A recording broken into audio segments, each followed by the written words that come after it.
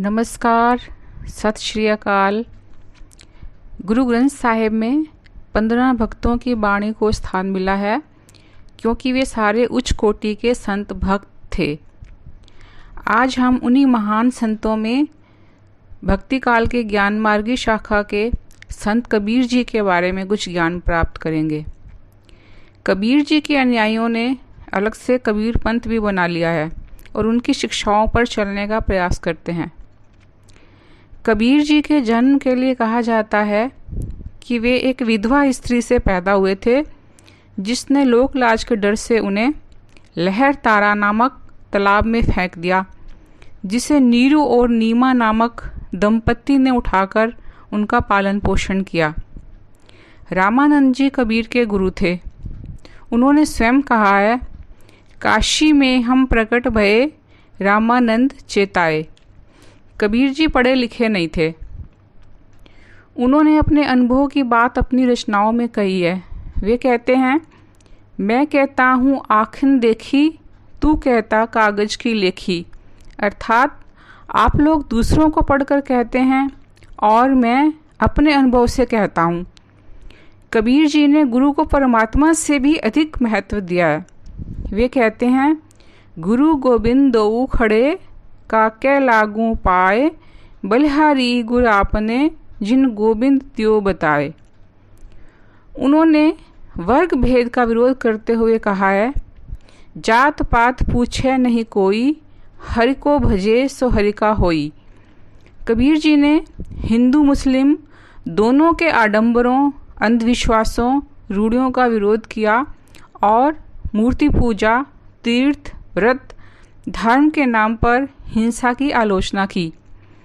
पत्थर पूजे हरि मिले तो मैं पूजूं पहाड़, ताते ये चाकी बली पीस खाए संसार। इसमें वे कह रहे हैं कि पत्थर की मूर्ति की पूजा करने से अगर परमात्मा मिल जाते हैं तो मैं क्यों ना पहाड़ की पूजा कर लूं। लेकिन वे कर्म के महत्व को दर्शाते हुए कहते हैं कि इससे तो चक्की पीसना ही भला है, जिससे संसार को भोजन तो प्राप्त होता है। ऐसे ही मुस्लिमों के रोज़ा, नमाज, हज के बारे में कहते हैं, कांकड़ पत्थर जोड़ के मस्जिद लई बनाए, ताछड़ मुल्ला बांग दे, बहरा हुआ खुदाए। अर्थ ये कि क्या परमात्मा बहरा है जिससे कंकड़ पत्थर की मस्जिद के ऊपर से आवाज़ देनी पड़ती है। यानी परमात्मा से संबंध बनाने के लिए हमें अपने हृदय में झांकना होता है। वे अच्छी संगत के महत्व पर कहते हैं कि कबीर चंदन का बिरवा भला, बेड़ियो डाक पलास, ओए भी चंदन होए रहे, बसे जो चंदन पास। यानी चंदन की खुशबू आसपास के दूसरे पेड़ पौधों को सुवासित कर देती है। उसी प्रकार अच्छे व्यक्तियों की संगत से हम सहज में ही गुण ग्रहण कर लेते हैं। आगे कहते हैं कि जिस दुनिया के लिए हम अपना धर्म छोड़ देते हैं वह दुनिया साथ नहीं जाती। दीन गवाया दुनी स्यों, दुनी ना चाली साथ। वे कहते हैं कि ऐसे महल किस काम के जिसमें निवास करके परमात्मा को ही भूल जाएं। कबीर जी संसार को काजल की कोठड़ी कहते हैं। जो परमात्मा का नाम लेता है वह ही इससे निकल सकता है, क्योंकि वे कहते हैं मनुष्य जन्म दुर्लभ है जो बार बार नहीं मिलता। कबीर मानस जन्म दुर्लभ है, होए ना बारों बार, जो बनफल पाके भुए गिरे, बहुर ना लागे वार।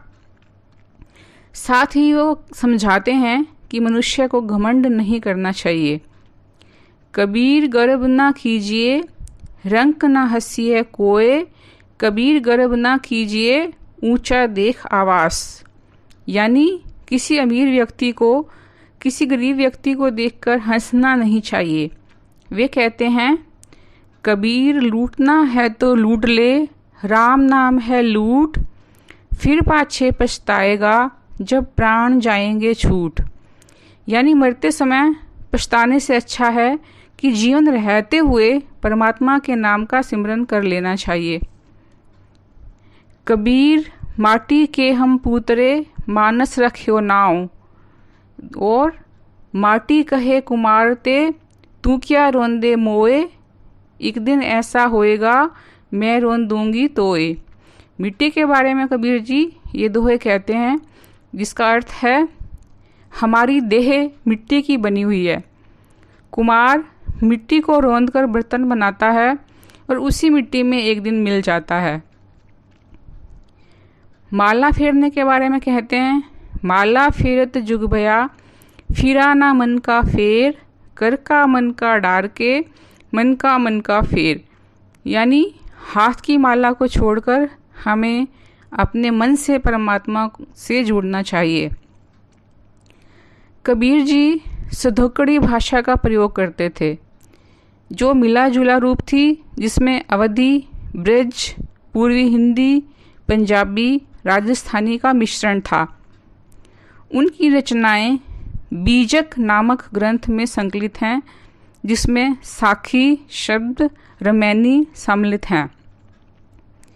कबीर जी जुलाहे थे। इनकी पत्नी का नाम लोई था तथा कमाल और कमाली उनके पुत्र पुत्री थे। जुलाहे का कार्य करते हुए वे हर समय परमात्मा के नाम का सिमरन करते थे और कई बार अपने बुने हुए वस्त्र बाजार में बेचने के लिए जाते और कोई ज़रूरतमंद मिल जाता तो उसे यूं ही बिना पैसे के देकर खाली हाथ घर लौट आते। कबीर जी बनारस में पैदा हुए थे, जिसे काशी भी कहा जाता है। तो एक बार काशी के लोगों ने कहा कि सबके यहाँ भंडारा होता है, पर आपके यहाँ ऐसा कुछ नहीं होता। असल में वे कबीर को नीचा दिखाना चाहते थे। तो उन्होंने कहा कि कल हम आपके यहाँ भंडारे पर आएंगे।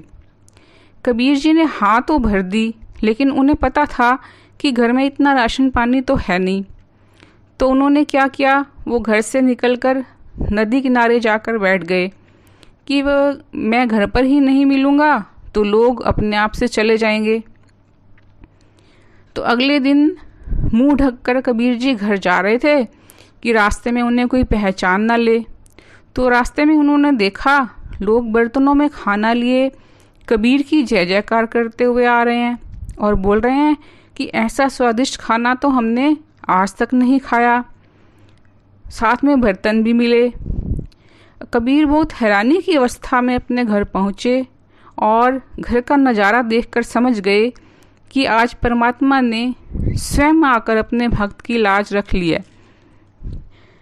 संत कबीर जी मृत्यु से नहीं डरते थे। मृत्यु के बारे में उन्होंने कहा, संत मरे क्या रोइए जो अपने गृह जाए, साथ ही कबीर जिस मरने ते जग डरे, मेरे मन आनंद मरने ही ते पाइए पूर्ण परमानंद। या फिर मोए मरने का चाव है, मरूं तो हरि के द्वार, मत हरि पूछे कौन है परा हमारे बार। यानी कबीर जी कहते हैं कि जिस मृत्यु से लोग डरते हैं उससे उनके मन में आनंद की भावना है, क्योंकि मरने पर ही पूर्ण आनंद की प्राप्ति हो पाएगी। लेकिन वे चाहते हैं कि उनकी मृत्यु परमात्मा के द्वार पर हो। लोगों में अवधारणा थी कि काशी में मरने पर मोक्ष प्राप्त होता है और मगहर में मृत्यु को अच्छा नहीं समझा जाता था। लेकिन कबीर जी ने लोगों की इस अवधारणा को तोड़ने के लिए काशी का निवासी होते हुए भी काशी छोड़कर मगहर में प्राण त्यागे और लोगों के भ्रमों और अंधविश्वासों को तोड़ने का कार्य किया। तो कहने का अर्थ ये है कि मनुष्य अपने कर्मों से महान होता है। स्थान विशेष पर रहने या मृत्यु प्राप्त करने से कोई अंतर नहीं पड़ता। कबीर जी के जीवन से कुछ शिक्षा प्राप्त करके हमें भी अपने जीवन को सार्थक करने, सुधारने का प्रयास करना चाहिए। नमस्कार।